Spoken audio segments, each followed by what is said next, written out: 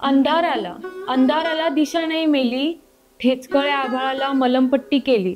हात रंगल्याले शेणाच्या रंगात, हात रंगल्याले शेणाच्या रंगात, कपिलेचा गंध येतो माझ्याही अंगात.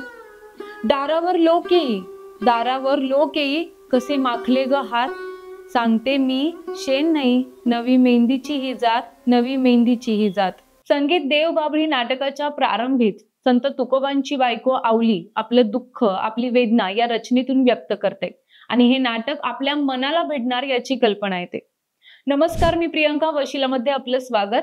प्राजक्त देशमुख लिखित, दिग्दर्शित, श्रीमती कविता मच्छिंद्र कांबळी निर्मित संगीत देवबाभळी हे नाटक संत तुकाराम आणि विठोबा यांच्या सावली म्हणून राहिलेल्या त्यांच्या बायकांची गोष्ट आहे. मानसी जोशी म्हणजे रखुमाई आणि शुभांगी सदावर्ते म्हणजे आवली हे पात्र निभावताना दिसणार आहे. या दोघी एकमेकींचा आणि ओघानेच तुकारामांचा, विठ्ठलाचा, भक्ती परंपरेचा, आस्तिक्याचा आणि स्त्रीत्वाने त्यांच्यावर लादलेल्या प्रारब्धाचा लेखाजोखा मांडतात. रखुमाई भगवान विठ्ठलाची बायको आणि आवली संत तुकारामांची बायको. मात्र दोघींची स्त्री म्हणून वेदना, जगण्याबद्दलची त्यांची खोल समज आणि त्याकडे पाहण्याची त्यांची दृष्टी, यातून हे नाट्य घडत जातं. रखुमाईचं दुःखही आवलीपेक्षा वेगळं नाही हे तिच्या व्यथा, वेदनेच्या उद्गारातून सहज उमटतं.